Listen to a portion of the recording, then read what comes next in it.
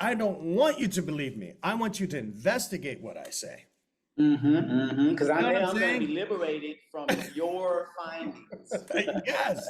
You know what I mean? Because I'm not here to convert anybody. I think when we stop learning is the beginning of death. We walk around brain dead and not realizing, and we're okay. We walk around like zombies, being influenced, being handled. We're like puppets. You know what I mean? Somebody say go this way, we go that way. Somebody say go this way, and we don't even know why we're doing. We're just doing it like as a knee-jerk reaction, and we don't even know. Like nobody say, "Hey, wait a minute, wait a minute, wait a minute. Why are we doing this?" Well, that person that would say, wait a minute, that person's crazy. So we need to Yes. remove him from the equation. So what's wrong with this guy? Why does he not? What's wrong? What's wrong I'm with always the Jesse? crazy. I'm the crazy one. I'm always the crazy one. Hey, it takes one to know one. I actually told my mother the other day, I was like, you're just crazy enough to be my mother because you ride with what I say. So it's something, man, especially whenever the end goal that many people have is money. And people fail to realize that earning money, that's the easiest thing you could do in this world that we live in now. So if that's like your end goal to get rich and make money, you're going to be in trouble. And that's why you're so easily controlled, because you think that these actions will get you to this unsubstantive end that when you get to, for me, this is what I'll say, it's about the journey. I have evolved and grown throughout life because I'm in love with the journey of getting to a place. Because I know, just like you, once you get to the destination, you just got to do it all over again. So I want to enjoy the time between where I'm at and where I want to be, because I believe that's where the magic happens. That's it, man. I think this is why I try to redefine success and not equate that with money. I really try to make a conscious effort to really separate those two. Because I think when we equate success with money, then we are devaluing ourselves to something that is here today, gone tomorrow by some object. And I refuse to get my value off of something that some society has created to perceive that is of value, that makes me of greater value. No. And for me, I think that's how people end up doing crazy things. You know what I'm saying? Because they value this, I got to be up here. Well, I mean, okay, but do we have to kill and lie and steal and ravage people to do it? I don't mind people making a living and creating financial security. I don't mind that. But do we have to, somebody else has to suffer as a result of my actions? How far does it go? How about we just create financial security for ourselves and start redefining success as interpersonal relationships, friendships, our family, being present with each other, being present with our families, showing up for our families. How about we define success and true wealth as that? Because if I have $1,000, he has $1 million, what, am I not as successful? Does that mean that, like, oh, no, I want to know what he did to get where he's at, because I would like to create financial security for my family, just like he did. Okay, but it doesn't mean I'm successful. Nah. No, it gets even different once you get here to the continent, because a lot of the teaching and just ways that have been shown to people on the continent, I can speak of Uganda, of course, people see the idea of Western society. Someone told me the other day a point I had not even realized. And so someone told me that they're like, you know what? We've never seen a poor American. Wow. If you think about it, it's true. If you've never seen it in person, right? You might watch the news from here, but for the most part, anyone that you meet on the continent, any American that's here is likely someone that at least in that moment has some money. So it becomes this idea that you think you're striving for that actually it doesn't really exist. So I think we've got our work cut out for us, but I believe it's possible, especially with Shift, and we'll see how many people we can touch, but we just have to control what we can control. Yeah. So and this is an intense time, man. You got to be so focused. The power of concentration. Well, I want to welcome you officially, Ethan. Ethan Brisby, is that how we say it? Yes. Brisby. Yep. So Brisby, like frisbee. Not crispy. Well, listen, for everybody watching, I met Ethan through by way of IG, and I'm not sure. You had a question. I think he saw something about something I said about Africa, and we started talking, and he started telling me some things about what he's doing in Uganda. And now we're here. A lot has happened since then. We've been talking and sharing ideas and planning some things. And I'll be visiting Uganda next month in June. So I'll be going to Kenya and I plan to go to Ethiopia. But I think Ethan is going to make some people mad because they were expecting me in Ethiopia. So I might have to go to Uganda first. I'm not sure if I can do all three. So he's to blame. Listen, I love Addis. I love Ethiopia. We'll be there. Speaking a little But bit of Emmerich.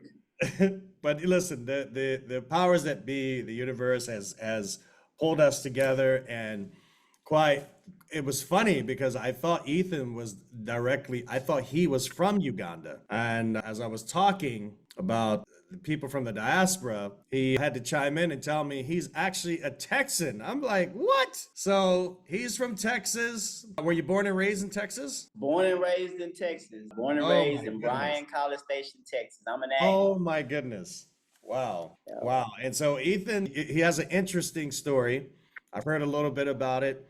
And one of the things, guys, I do is I like our conversations to be natural. This is not rehearsed. We have some notes of what we want to talk about, but this is not rehearsed. So right here is what you see is what you get. All right. So with that said, man, good brother here, Ethan from Texas, has been in Uganda, I think, since 2019. Is that right? First time I visited was 2021, but yeah, I've been in East 2021. Africa since December 2022. So now on the ground straight since December Wow. 2022. Yeah. Amazing. Amazing. So I've been to Ghana several times, going here, coming there. I'm not here, I'm not there now, but I've been going there for several years now. And so this brother, it's amazing that he is from Texas. He is from the diaspora.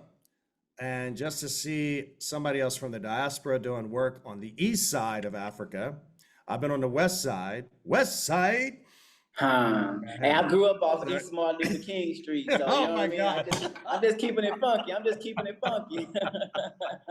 He has a really interesting story, guys. I want you guys to really get to know him. He's really doing some things that I really think that Africa needs. Okay, my experience in working with different people through different walks of life, in terms of, when I say walks of life, different types of businesses, you name it, from people who are vendors, street vendors, to people who own factories. I've been to chocolate factories, and I've been to all different types of places. People who make, what do you call it, hospital uniforms, down to a person who makes a bracelet. And it's been a really interesting experience for me. But one of the things that, and we'll get into it later, that has been hard for me is to really break in and really do solid business in Africa. There is a different mindset when it comes to Africa. There's a different way of doing business when it comes to doing business on the continent. I didn't even realize that there could be an answer to it.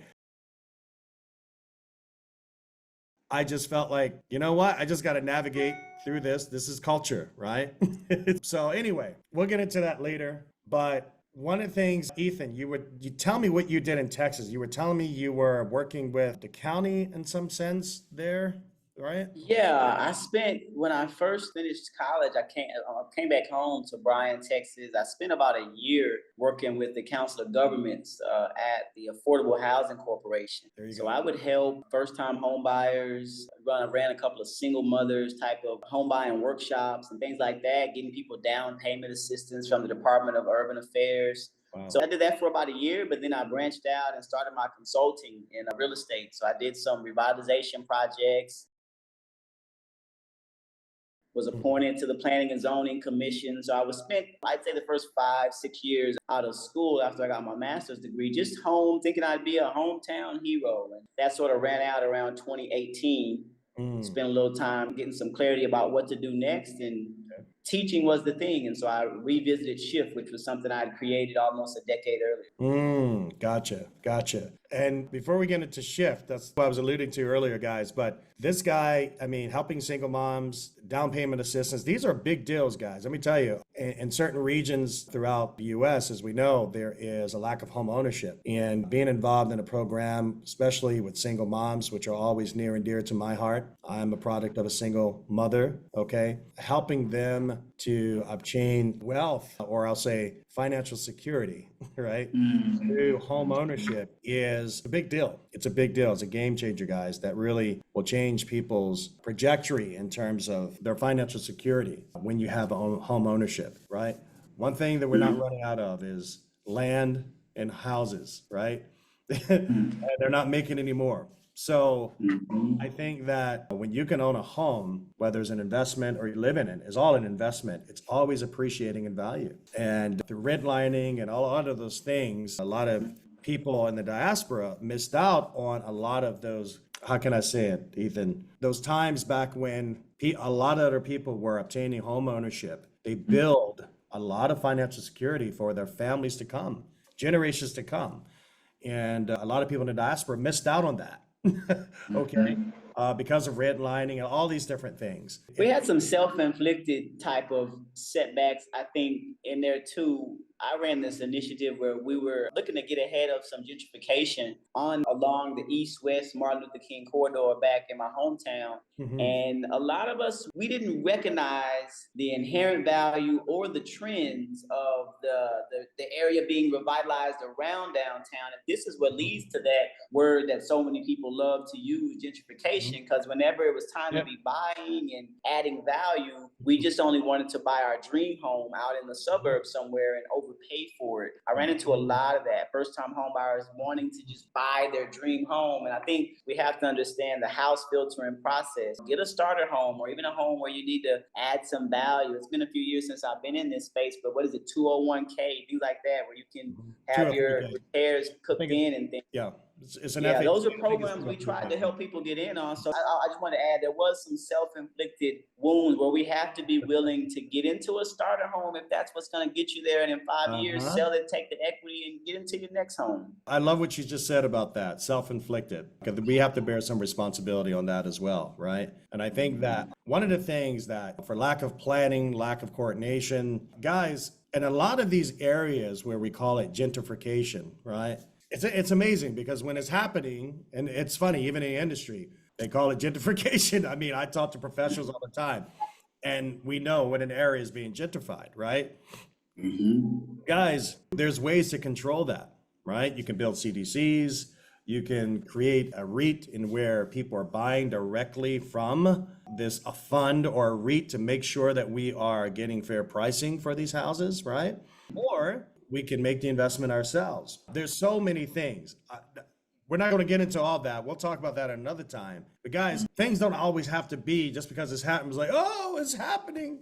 They're here. The gentrification is here. You'd be surprised to know I've been also an investor in those particular areas where are being gentrified. I'm an investor. That's what I do. So people are like, what? You were part of that? No, I'm an investor.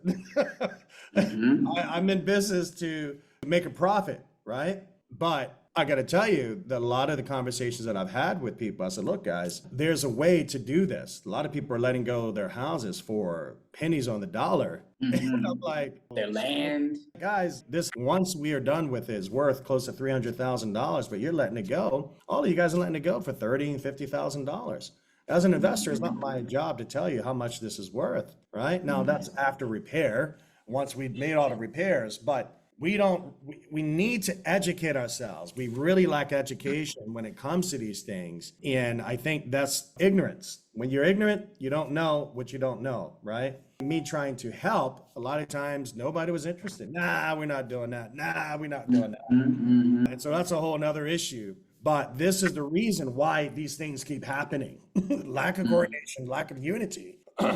Really lack of planning, because it takes you don't just wake up and go buy a home in 30 days unless you plan for it, or especially if you come from a moderate income household, or if you barely make the median income for your area. It takes you about a year or so to really get yourself ready. You might have a credit nick on your report, or you may need to save for a down payment. But so people have to be ready to commit to not just buying a home for a social status. Sure, we want to have a barbecue on the weekends, but at the same time, it is an investment. And so that's some of the stuff we would try to do. And I to this day, is still a big part of my heart and what I believe will help back home. And Yeah. that's even looking at where's the city going to be doing capital improvements. If they're building, extending a road over here, let's take a look at that to help us. I created a course, and then we're getting into this real estate thing, is something I also love. I'll say this in pause. Right. It's called Home Buying for Smart Buyers.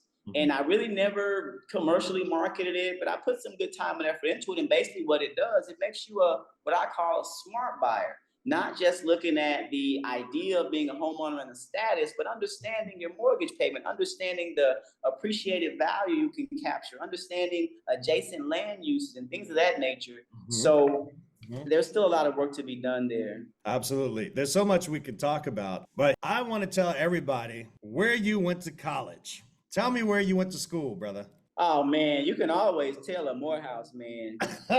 You just can't tell him much. Man, congratulations to the brothers that joined the brotherhood over the weekend. A time of this interview may be off for some folks. But yeah, I went to Morehouse class of 2010. I studied urban planning with a concentration in urban studies with a concentration in urban planning. Very proud and happy to be distinguished as a Morehouse man. Yes. So this is a Morehouse man, guys. I'm going to have you talk to my son. Literally, I've talked to him about going there and he wants to go somewhere else. And I said, okay, well, I know some people. Yeah, we'll see. Yeah, we just see what his wants and needs are, man. I think it's a Yeah. great place, man. Obviously, I think it's a great place. Best decision I ever made. How was it for you, man? What was your experience like there? It was extremely challenging. At Morehouse, there's so many mantras that we say. One of them being, you have to grow tall enough to wear the crown that's over your head. And so for me, when I got there, Jesse, being from a smaller city in Texas, I had never saw African Americans walking with so much confidence and just with a certain draw about themselves. And so when I visited, I knew I had to come back and find out what was going on there. So for me, it was very challenging. I'm a first generation college graduate. So I had to go through the hustle and bustle of getting Morehouse paid for. After 2 semesters, I was able to get a Board of Opportunity scholarship that covered, the remainder of my schooling. But I'll say this, it's the all-star game for African American males. And if you want to test yourself as a Black male in America, you go there and you're going to always fit in. I think that's one thing I'll add. There's somebody there that will make you believe that the way you think is actually the way things are. And it's one of the safest places for a Black man to really confirm that part of his identity. And that's what I got out of the experience. I really love the challenge and being able to find a place where, as a creative and maybe a different breed of African American, I fit in very well. And that was very warming. Interesting. So being there, tell me, I can imagine there's a lot of expectation, right? Because I'm sure there's a lot of first there. Do you feel like there's been a lot of that going on there, where there's a lot of expectation, a lot of pressure put on them? Listen, you got to make it. Or is it more like more accountability and encouragement? I think the pressure might come from external forces. There's an immediate response when you tell someone you went to Morehouse. They immediately are going to have their idea of what that means. Okay. But internally, that's your, to use I almost about to say, in Atlanta, they say partner them, but your friend. These are my brothers. We coming up together. Yeah, I would say that. I would say the pressure probably is more external due to the idea that someone would have when they meet you when you say you went to Morehouse. Internally, it's a great and a strong brotherhood. Wow. That's awesome, man. I'm going to have my son talk with you for sure. I'm going to let you guys have your one-on-one, and I'm going to be out of the conversation. Man, let's do it. I love talking to brothers over the years and sharing my experience. You say you don't go through Morehouse, you let Morehouse go through you, and that experience helps you evolve as a young man. Absolutely, I believe in the mystique. But tell me something. You've talked about a lot of different things, and you've been in a lot of different areas of business. It sounds like you worked with the commissioner. It sounds like you worked in housing and development. You worked with single moms. And now you're in Africa, you're doing all these different things, right? So it seemed with that, I always think that one of the things that I always tell people, being an entrepreneur is not a walk in the park. It's not the glitz and glamour and the bins and all of these things that people portray on social media. And I really like to disband that because it actually drives me crazy because people are more attracted to that. And when it doesn't look like that, then they think, I can't learn nothing from them, not realizing these other people are really just actors. So, so tell me, what would be your best pieces of advice for new entrepreneurs in any facet of whatever they plan to do? That's a good one. I would say the best piece of advice I would give for someone that's just starting an entrepreneur journey is, and Hmm. I think this goes back to basic success principles, and that's you have to have a why. People hear that all the time, like, Mm. why am I going to pursue this opportunity? Is it strictly because of the money I think I'll make? Is it Mm. something about your value, something that bothers you? I Mm. think having a definite purpose, that's really something that guides me. Always knowing that, look, no matter what happens today or Mhm. tomorrow, I still have this end goal in mind that I'm looking to attain. So for Mhm. me, I say for starters, you got to have a why. But secondly, I would say just fall in love with the process Mm. of getting to where you want to go. If you only want to get that Benz, Mhm. you're not going to enjoy it when you have it. But if you give yourself a chance to grow and evolve Right. during that process, overcome things, you're going to enjoy. Oh my gosh. Then when you get there, you're like, man, it's like your championship. We love watching basketball Mhm. and harping on people in the fourth quarter of game 6. Well, Mhm. what's your game 6?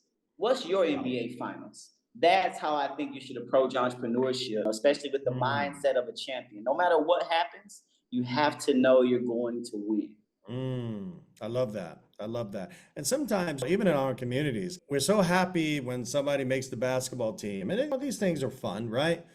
But how about we be happy when somebody's opening their own business? We surround them, right? When you go to college, they have these parties where you give all this stuff when they're going to college, and they give all these different supplies, whether it's sheets or whatever it might be. Why don't we do that in business? Have a Mm, you know, business shower, you know what I mean? yeah, for Why don't- sure. why- I mean, we need that. You know what I'm saying? Because I think sometimes I think that what happens is, particularly in any community, really, I think that when people start doing business, there's not a lot of support around surrounding them. So a lot of times there's a lot of missteps as a result of it. So tell me something related to overcoming adversity and defeat, right? You've been doing a lot, and now you're in Africa, and I know you've tried a lot of different things, and there are there's a lot of things happening. You're a lot of momentum, right? So Mm-hmm. you're survival mode, momentum, growth, like you're you're on both sides of the spectrum.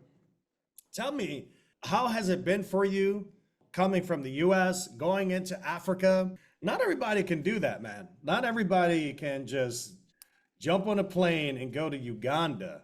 I mean, how was that? Was your mom like, what? Were your friends like, what? Help me to understand what you're doing, you know? Yeah, I think people are still wondering what am I doing because it's so early. It's so early in the process of we had the 2020 incidents in the U.S. where there's a lot of publicity around African American men and police brutality. It's been ongoing for years, but I think after that we started to see ourselves really try to buy black per se, and some people started thinking about the ideas of maybe reselling on the continent. Mm, But I think for what I'm doing, I tell people all the time, I think this is just the first wave. I mean, I think more people mm, over the next decade will, of course, mhm, want to come. But like you said, to be that Indian that goes over the hill first to really say what's here and to help others establish, there has been quite a bit of adversity. And I would say primarily is just understanding this is a completely different civilization. I'm in Uganda. I've spent some good time in Kenya. I've been to Ethiopia for a while, and it's just a completely different civilization. You see people that look like you, but their mind is not like yours. And that's not to say either one mind is greater than the other, but right, it's just right, completely different.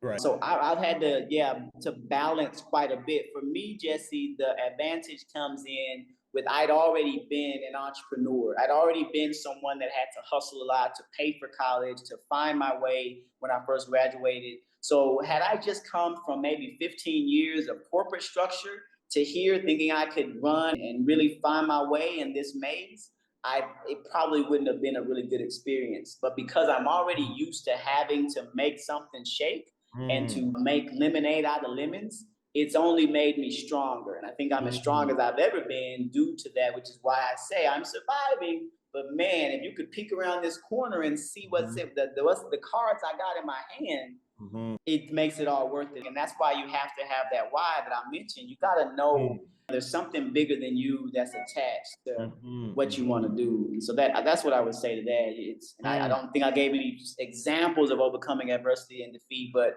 at least a projection of some ideas of what it's been like. Well, so that why keeps you going. Because when you want to stop or come back to Mm-hmm. US, it Me, keeps you man, going. I believe I'm called to do this work. I really believe that just the Mm, ancestors, the whole God, I yeah, believe this is yeah, my assignment at this point in yeah. history. So I'll never stop. Mm, I love it. I love yeah. it. And it's just so happened I get to teach and get involved with real estate now here on the continent. So What what what more could I ask for? what brought you to Africa? Like what made you decide Mm. Uganda? Did you just go to Ghana first? I mean, Uganda first, or did you go to Kenya first? What prompted you to come there? Yeah, so life for all of us is just this long storyline. So I had met a guy from Uganda in 20, I think it might have been 18 or 19, and he was telling me Mhm. that he has a vocational school in eastern Uganda. And I was like, Okay. well, I've got this curriculum. I think you guys could use it at your school. He's like, well, come to Uganda. I was like, all right, I'm gonna come. He's like, you're not gonna come. But I also have a friend from graduate school that's a Kenyan. And so I came first to Kenya in June of 2021. I was teaching at a high school during COVID, Okay. so it was, and I think since the age of 23, I've worked maybe 2 years in the corporate world. And that's over about an 18-year Okay. period. And so Right. these 2 years, I was teaching at this school. So during COVID, I was of course still on teacher salary, but I used so much time diving into families that had made that trek. And so it began to become real to me. I was certainly nervous. I'm not gonna lie, Jesse. When I was at the JFK airport, Oh my heading on gosh. to get on a one-way of a flight to Nairobi, Kenya, 14 hours, I was nervous. I didn't know what to expect, man. But I knew Ironically, I needed to go find out what was over here. I'm right at the JFK airport right now. I'm at a hotel because I missed my flight yesterday. So, ironically, but I was very nervous though, man. But once I got here wow. and you get on the ground and you see what you see, you're like, Tell oh me, my what did you gosh. feel when you hit the ground? Because everybody's experience is different. Mm-hmm. When you hit the ground on the continent, how did it Mm. feel? Man, it's the most amazing thing ever. And because growing up in a land where you're a minority with the history that we have, and then to come to a land where you're in the majority, because like you said, you thought I was Ugandan. So most people, when I'm in Yes. Kenya, they think I'm a Kenyan. When I'm here in Uganda, until this Yeah. Texas accent gives me away, they think I'm a Ugandan. So it feels so like home. It's such a community of people. And so, of course, there's bad apples everywhere. But for me, landing and being there was surreal. And I just began the process of fitting in, finding my way, just living and doing things like local people, just not speaking unless I was spoken to, so I wouldn't draw any Mm, attention to myself as a mm, foreigner. Because mm. there are some things that we maybe will discuss at a later time you have to be mindful of. Right, But for right, me, right. landing and smelling the air and seeing the Mhm. people, man, I love it. That's why I'm here now. Wow. And did you bring anybody with you? Are you married or you have children or Yeah, you no, I have kids? one son. And so my son, he actually graduated from the high school I was teaching at. He Oh, wow. graduated I think like June 3rd. And I Okay. went on this trip June 21st. So I spent the majority of my adult life being a single father and co-parenting with Oh, his wow. mother. And once he graduated, I said, let me explore it. And so that's when the Wow. trip came. So it was just me. Of course, I extended the invite. And of course, he was supposed to come with me the first time, but Right. well, he told me he wasn't quite ready. He's like, not quite ready, Africa. We had talked about it, but when it hit the fan, he decided that he would hang out back in the States. So he's there Right. But yeah, I have one son, and like I said, he's 21, and Okay. he's beginning his path in life, and so we keep very close contact. And I do look forward to either having him visit or making a trip back to the Western Hemisphere. That's awesome. So I hear you're still single, right? Still single, man. I'm in love with my work, but I'm certainly looking for the right woman Uh-oh. to help this Ladies, path and this journey here you really go go. to where it need to be. They Eligible say the man that bachelor. find a what wife find a good thing, so I'm looking for a good thing. Eligible bachelor, guys. Eligible bachelor. Maybe you'll find somebody in Uganda. They are here. They are here. I tell you what, there's no shortage of options. Okay. As soon as I can take a break from so much work, but I'm really in Wow. love with what is before me. So I really So, think it's going to build generational wealth and be able to live the type of lifestyle that we deserve. so tell me about Trans Africa Investment Summit, Jinja Investment Summit. How do you say Entebbe Investment Entebbe, Summit? yeah. Entebbe Investment Summit. Tell me a little bit briefly about that. Yeah, so we haven't really dove deep into my work here, and Right. we'll do that Well, in a moment. But I'll say right. Because what then I've I been want to get doing. into I'm gonna get into that. I want to get into your launch. But tell me about those summits. Okay, yeah. So here on the continent, specifically, Uganda actually was named by the UAE as the UAE, the Really? United Arab Emirates. Yeah, they named Uganda. So they've been pouring in over the past few years, like 9, 10 figures into investment, infrastructure, various areas of Mm-hmm. Uganda. Uganda is also, I think, a CNN travel poll named it one of the top 25 travel Oh destinations. wow. I didn't So know so there's quite a few investment summits that happen here where folks are coming in and learning of the opportunities, having a chance to meet with investors and projects here. So I've been able that. to present the Shift Approach and Shift Enterprise Academy at quite a few of these summits, which is what's helped me to build very strong relationships at very high levels and get into that interdependency you talked about earlier. And so Mm-hmm. each of those summits in Tebe, Jinja, which is the source of the Right. Nile River, the source of the Nile River is in Jinja. For Really? example, The the government of source. Uganda, the source, the I Nile didn't River, know. the I didn't. I source. see. I never knew that. I'm always thinking the Nile, Egypt. I've always equated that to Egypt, but I never thought of the source of the Nile River. Now that you just said something really interesting there. So what is it It called again? flows to a place called Jinja, Uganda, which Wow. just got their physical development plan approved, and the national government has some really amazing plans to do some high-end development. Because right now, if you went there, you would think the source of the Nile, you might think it's something like the Miami South Beach, and it's just really blown because it's near water, right? It's near Right. water, Right. right? Right. So water type of, but it's not there. So it's a less developed nation. So these are incredible Wow. opportunities to come in and Wow. have an immediate impact. So that's what some of these investment summits have done for my time here is Mhm. being able to to share the stage with ministers and ambassadors All right. and other CEO and prominent members of the business community. And so I'd say I probably spent the last 18 months just in due diligence, making sure that we measure twice, but Okay. we cut once when it's time to make the next move. So let me ask you this before we get into Shift, the grand finale. So you began your career as a journalist later. You're P&Z, you were a former P&Z commissioner. You began a Mm-hmm. career as a journalist later and became a real estate entrepreneur and content creator. Fun facts about you is you visited 38 out of 50 states and you've been Mm-hmm. to 9 countries. What countries have you been to? I've been to Morocco, Ethiopia, India, Thailand, Vietnam, Kenya, Uganda. I think I mentioned Ethiopia already. Costa Rica. I feel like I'm missing somewhere. But one of my gifts for my 40th birthday, I'm 41 now, I gave myself a trip where I went to quite a few countries around the world, including Southeast Asia. So that's when I touched quite a few places. And it was amazing. I really was, for example, in Vietnam, I went to the Museum of Knowledge and studied Mm, Confucius, some of his mm, teachings. And I was able to right. visit Ho Chi Minh's home and just look at what various leadership in India. I was able to visit and study some of Gandhi's teaching. So I travel these Wow. places to understand knowledge across the Mm, world and how people are taught. And then you Wow. bring it to here where we are, and that's how we got to Shift. It's just making sure we're teaching something that's going to have a real impact. This isn't just about just in a book or tongue in cheek. We really want to see a difference. We want Wow. to be remembered.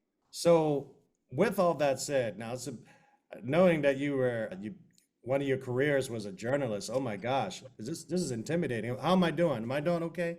Doing all right? You're doing great. I think your Pulitzer should be in the mail by Saturday. Okay. So, with all that said, we're gonna switch over to your launch with your program that you created starting in the States called Shift. Tell us about Shift. What's its purpose? What's your idea? How did it begin? Where is it at now? Where do you look for it to go? Man, as you were asking me that, I feel like a grandfather, like, pull up a chair and let me tell you the story about Shift in the process. I'm pulling up my chair, Grandpa. It's something I love, and I would wish for everybody to find something they love the way I love Shift. Like I mentioned, I was a first generation college graduate. So when I was out in school, I saw a certain kind of people in Atlanta when I was in Morehouse, and I went back to Bryan, the smaller city. I saw a different mindset. What is the difference between these two people? And so I began to do research. And so I'm leading into Shift. So my first research was in 2007 called Curing the Black Curse. What are the issues with this black skin that I wear? And I wanted to figure out how we could come up with some solutions. And then my next research was in 2009. It's called Education and the Socialization of the African American Male, where I hypothesized that through higher education, we could integrate not only into mainstream society, but we could build our own cultures within our society. And so I just kept researching ways and means. When I got to A&M in the land development program, I began to look at, I did a very deep study of HBCUs and the neighborhoods around HBCUs. In 2011, they were mostly dilapidated, from FAMU to the AUC to Xavier to wherever you go, typically the HBCUs in the hood. So I started looking at ways to build those communities. Ultimately, I created Shift. This was my solution to all that I found. And it's an acronym. And so the S stands for Save Your Money. We want to make sure people understand how a local economy grows. This might help you be a better decision maker when it comes to buying a home or understanding the supply chain for your business. The H is help your family. And this is about servant leadership. This is being able to understand your role in the macro economy of where you do business. What's your role? Because we know if you want to make a lot of money, you have to find a way to serve many people. The I is imagine your goals, and that's everyone has to create a 5-year plan for their life.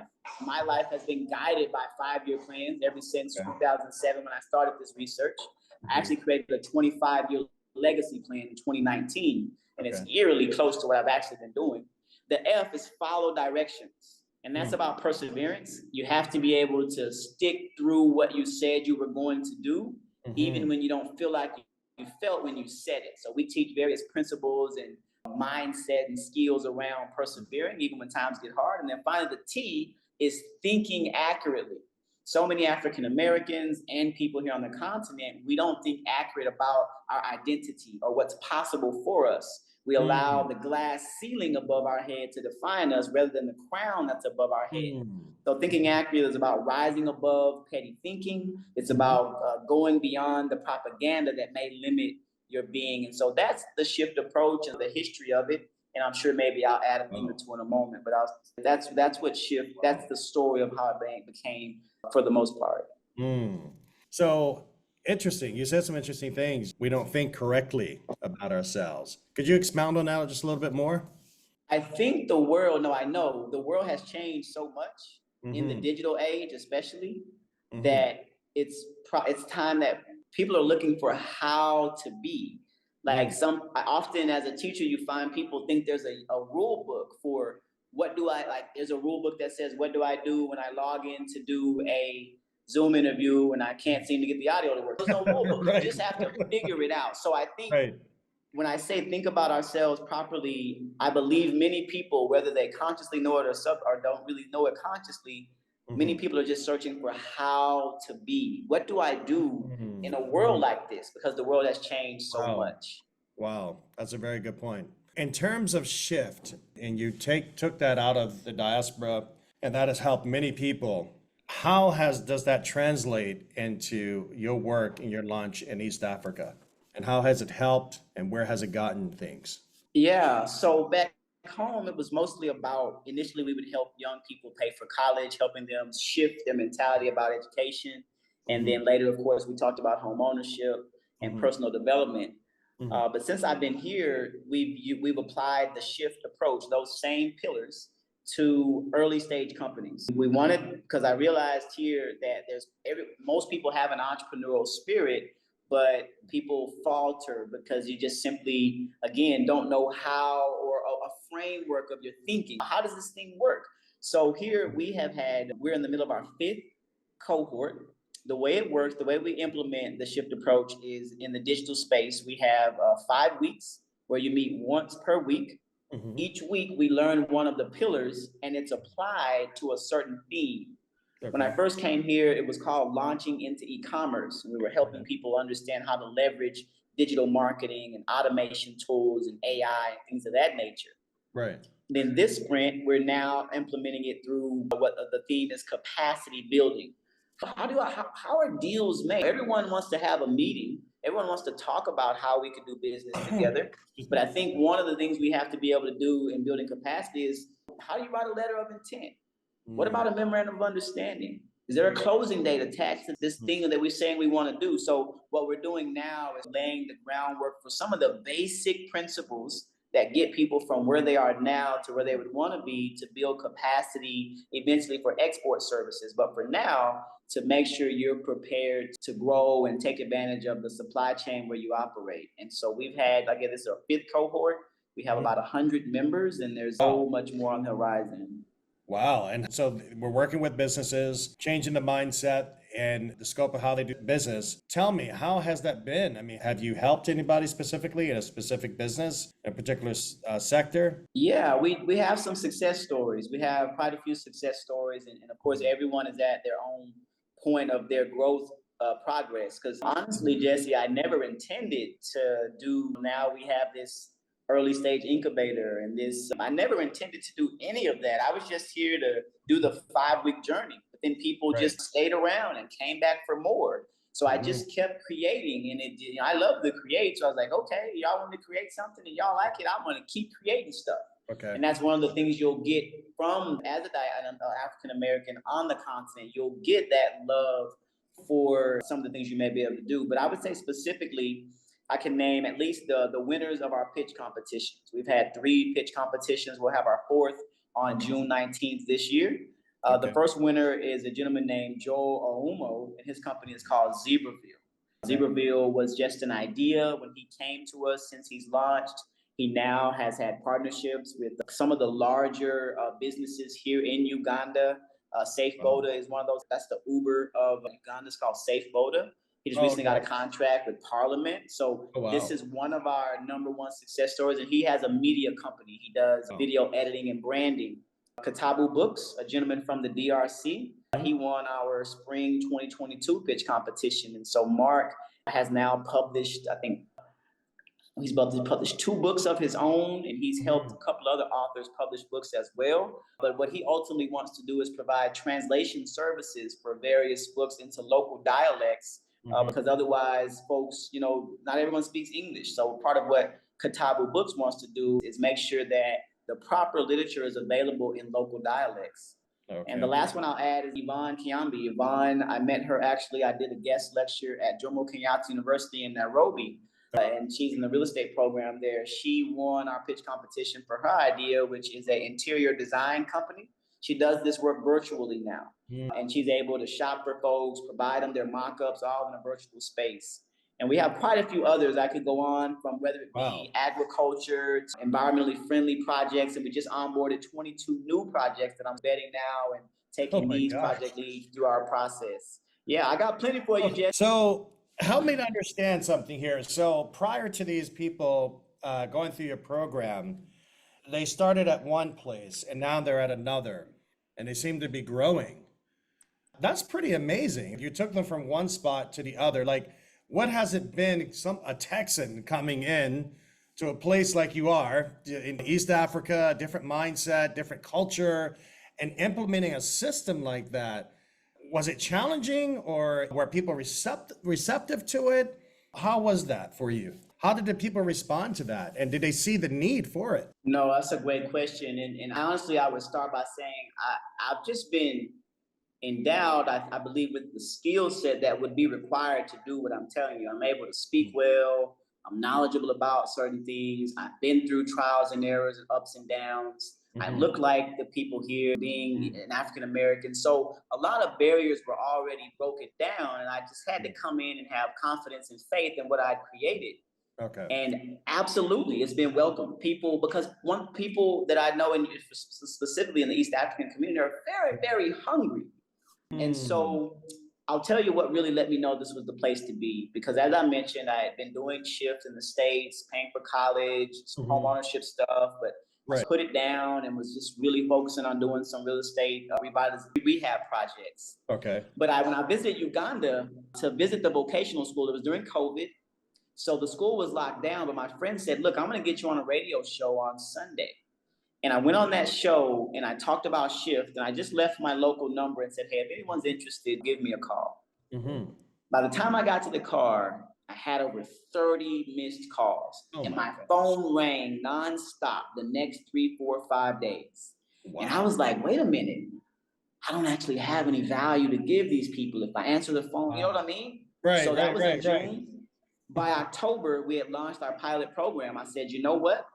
I don't have anything now, but I came home and I dumped all my ideas. And the number one idea was to host a virtual training series where I would teach them the shift approach. It just so happened, I'll say this and I'll pause. That's why I say it's just a long line of events. During COVID, when I was teaching at the high school, I was teaching a class called Professional Communications and Interpersonal Studies. And whenever we went home for COVID, I actually was asked by the district to convert our curriculum to the virtual space and record videos. So I had been doing that for a year during the COVID year. So I was like, you know what? I'm going to use my curriculum for these people. And that's where being an entrepreneur comes in. You have to connect those dots. And that's what I did. And it's been very well received. I will say this again, we're not a perfect company. We're not a perfect organization. This isn't a perfect initiative, but we're get stuff done. We believe in getting things done. And that's what we've done to this point. And we look forward to just what the next decade will hold. That's amazing.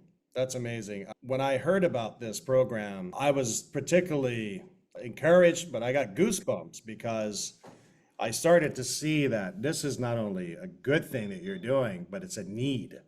And I think what it does is cross-culturally, it puts everybody on the same plane. We're all communicating using the shift approach. We're all changing our mindsets. It pulls everybody together to say, look, this is how we are going to interact. This is how we're going to work together. This is how we're going to move forward. And so what I have done for those who are listening here is anybody who I invest in Africa, any business that I will invest in, must go through the shift program. It's imperative. I'm going to take myself, and I haven't told Ethan this, I want to go through the shift program, right? So I understand everything that's going on. And I think that it really is going to help all of us, people who are coming in from the diaspora, people who are wanting to do business there, people who want to do business with angel investors like myself and other investors like myself, right? And I'm encouraging other investors to come in with me on different investments. There's some things that Ethan and I have been talking about, but I'm telling them, listen, guys, there's this thing called shift, and I'm going to go through it, and I want you to go through it too. Yeah, absolutely. I love that you're saying that, because that, like you say, you get an understanding of what's happening. Yes, guys, and I think that it puts everybody in the same room, because there's a way of doing business in Africa that I'm like, whoa. Hold on. No, do this. I mean, we have to put an agreement together. We have to write things down. We have to have an understanding. We have to have a memorandum of understanding. But what happens is when things aren't done properly, then there's arguments, there's misunderstandings, and people wonder, why things don't progress is because we didn't lay the foundation. And here I'm telling you today, Shift will build the foundation of where everybody needs to be. This program needs to be all over Africa. So if you want to invest with me, you got to go through Shift. It's Yeah. imperative, guys. That's the only way that you are going to help hedge against certain risk when it comes to doing business. Really, not just Africa, anywhere. But it really will help us to all be on the same page. So I love what you're doing. I love what you're doing. I want to take the program. I think you're going to be coming up with an online educational portal. Is that right? For us to learn? Absolutely, yeah. A learning management system that will really allow us to, like you're stating there, cater to people at various parts of our ecosystem, whether you're a founder, you're an angel investor, and even one of my personal things that you mentioned, my travels, even if you want to come, on a business trip to see what's here, we can do some travel concierge services for you. So yeah, we're definitely continuing to build the system, and that online learning management system, we believe, is going to be something very, very special. Mm-hmm. Shift. I love that. The name is just perfect, and that you have all the acronyms lined up. It's really good. It's really, really good, man. Because my experience in Africa has been when we talk about things, people have ideas, but a lot of people, they like the big, let's start doing this. We want to build this big factory. And I'm like, I work very small. Let's start with this and let's build on that. And then now let's build it up, and then it'll get bigger and bigger. You don't start here, you start here, right? But this is where you're going to make the mistakes. This is where you're going to learn in that survival mode what you need so you can get to the next step. But a lot of times we even crunch it up early on, Jesse, to say, hey, look, do you know your variable and fixed expenses? Do you know how much this is going to cost? Because I think that's one of the big things. Like someone might say they want $10 million, but how are you going to spend that money? Right. We would need to know that. And so these are some of the basic nuances that you lay the groundwork so that we build the bridge. Because again, you coming from the US as an investor wanting to make a difference, what I call what we're doing, Jesse, this is culturally appropriate trainings. We do want to be mindful of how business is done here and the things like time, because that's certainly something we do differently. But we also want to find some sort of middle ground where it's also culturally appropriate. I'm really big on that. I read this article called Development as Poison by this Harvard professor, I forget his name, like 10, 15 years ago. And it really left a stain on my brain about the way we do development in what we coin as less developed nations. So we want to make sure it's culturally appropriate as well. Ethan, there's so much. We're going to talk again. I'm going to definitely bring you back. And we'll talk some more, guys. And he's a Morehouse man, which I just love that. Wealth of knowledge here, an educated brother, but he adds a lot, guys. There's a lot that we can learn from him.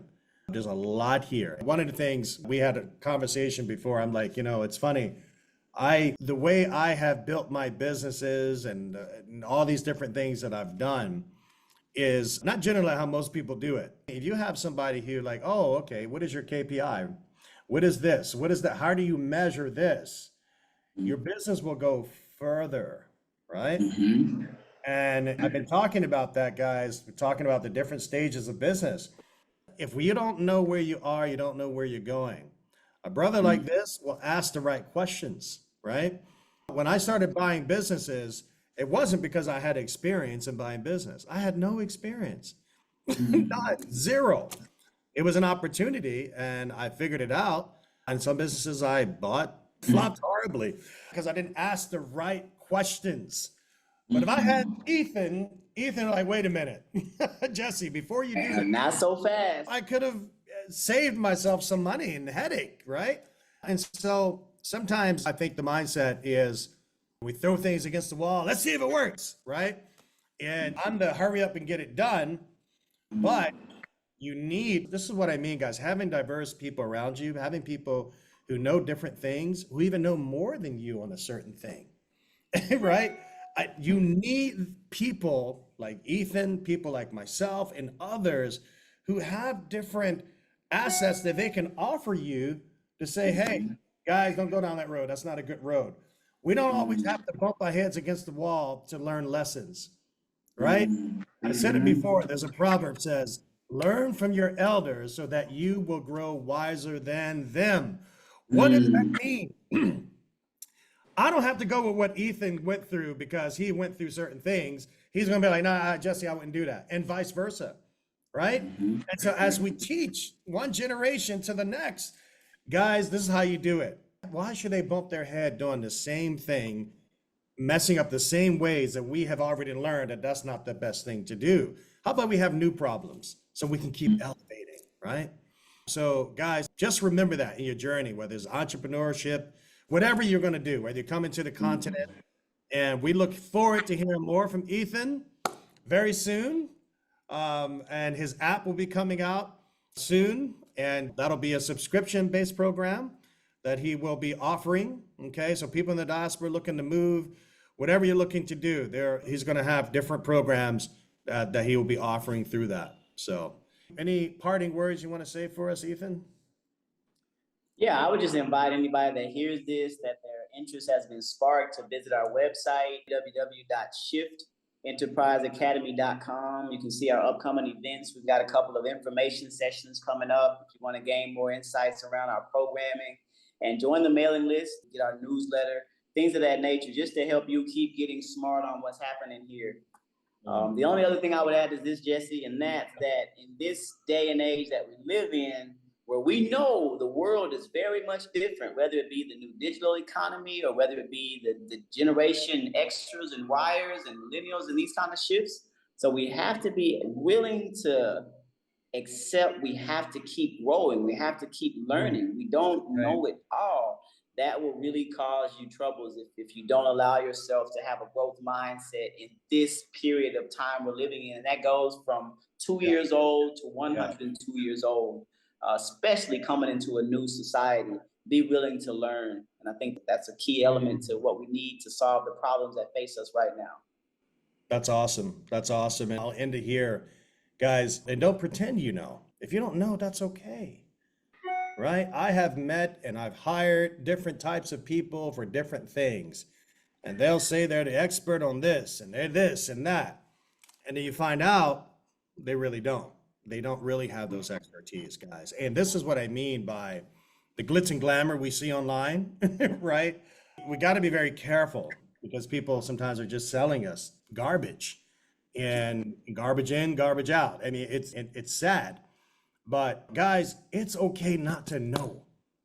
It's okay not to know, but find out and take your time and learn. Look, I have people inbox me all the time about deals that they're doing. These are people new to the real estate space, whether it's they're beginning in wholesaling or flipping. And some of the questions that I'm getting, and that these people are actually doing business, I'm like, wow, you're actually doing business? Right? And guys, I love the hustle. I love that people, like, they want to get out there and they want to go. And that's cool. I'm not against that, but do it with knowledge. Right? Do learn from people who are telling, like, oh, hold on now. Let's just slow it down, okay? I love the enthusiasm, but let's do this the smart way. And trust me, you'll have success. You'll get there. But a lot of times we're impatient, and I've been there, right? And let's just go. We got to go. We got to get done. We got to get done, right? And me, I'll keep walking. Hey, I'll walk. I'll pull this person, that person, right? Hey, let's just go. And then I'm like, man, I spent all this money and it amounted to nothing, right? So when I'm talking to you, I'm telling you, and I'm telling you guys not to do something, guys, is because I've done those things. I've done it. So I'm not telling you just because I got it all together. I've done things like that, right? I thank the Most High that I've landed on my feet, but you live and you learn. Like, I'm not doing that again. That was dumb, right? So guys, listen, keep it real. Just keep it real, please. And I said the other day, just be yourselves. If you are here, if you're in survival mode, guys, be there. But then know that, hey, I got to get over here, but know where you are, right? Get advice. Get advice. Don't be intimidated by people. Don't look at and be jealous of other people. I don't have a college degree, guys, right? I don't. So when I look at my brother here, Morehouse graduate, I'm like, yes, that's an asset for me because he knows things and he'll know how to identify things. He'll know how to build matrices and he has a mindset that I don't have, right? So you don't think I'm gonna be best buddies with him? Absolutely. Because I'm learning from him. It's like, Jesse, let's look at this a little closely, right? And so, guys, we don't have to be intimidated by each other. We can really be unified by seeing each other as each other's assets. That's it. Yeah. That's it. And That's so, it. You made a lot of great points there. And I just thought about the way we met. I saw you on the video with the young lady that does the affirmations for Black men. oh, yes, yes, yes, Nicole yes, Glass. Yeah. yes, Yeah. It's yes, ironic that that's how we were able to get connected. yes, that's right. That's right. That's right. That's right. Nicole Glass is a creator with affirmations for Black men. And I met her through IG as well. And she's grown. She has a huge following and she has a lot of plans and doing a lot of great things. But guys, look, the next time you'll be seeing me and Ethan speak, we will be in Uganda together. We'll be on the ground and I'll be sharing more about what we're looking at, what we're planning. And I'm excited, guys. There's a lot of opportunities throughout the continent. Oh my gosh. There's so many opportunities. You just got to pick one and just finish Yes, it. pick one. Yeah. Yeah. The race is not given to the swift nor the strong, but to hear her that endures to the end. And that's just what it's going to take. It's still early here, but you Yeah. can come here and really make a difference and make a lot of money if that's what you want to do. You just got to endure to the end. That's it, guys. Guys, shift your mindset. Shift will help you get to that place. It's needed. I'm telling you guys, please, when his app comes out, I really want you to look into this. There's a brother that's knowledgeable. He's a tool. He's an asset for all of us. Use it. Okay? You don't Absolutely. use it like that. It would be silly not to, right? Because he's going to teach us, he's going to teach you guys, put us on a plane where we need to be so we can all work cohesively as we're trying to build up the continent. And isn't it great to just be home? How are you enjoying the food there, man? Man, anybody that ever talks to me knows this. So let me tell you and our listeners, there's an avocado tree that just hangs over my balcony. So if I want an avocado, I just reach out there. Oh. I can't reach very many more, and I'll pull that booger off of there. If I want guacamole, whatever. It's You've been eating them all. You can't eat anymore. You got to wait for it to grow no, back. the other thing is that you look there and you see hundreds of avocados on a tree just right here, and it just reminds you of abundance. So I just love it because it's just so regular. I think a lot of what we do back in the States, which I love America as well, some of us are too advanced and we know too much. Here it's just basic living, and you just be basic and see where you can add value. Hey guys, you know what? I'm gonna tell you guys this. Don't believe anything we're saying. Come and see for yourself. Just don't believe. Say, don't take my word for it. That's right. We're not trying to convert you. Just come and you'll see for yourself. That reminds me of my memoir. Also, I know we're just kind of going on, but anyone, I wrote a book about my 30s, which is me living the shift approach. It's called The Roaring 30s. It was the best of times, and it was the worst of times. It's on Amazon? You can find that on Amazon. I also have it on Gumroad all this month of May. You just pay any amount. I just want to get the book out there. Say that again. Say that again slowly so they can hear it. Slowly. Say it again slowly on both platforms where they can find it and the name of the book. Perfect. The book is called The Roaring 30s, and it's a memoir about my life from age 30 to 39 when I was really growing and evolving within Shift and living it myself. It's an ode to free-thinking millennials, and you can find the book on Amazon. You can also find the book on Gumroad under the title The Roaring 30s, and it's actually volume 2 of a series called The Amazing Life of Brisby.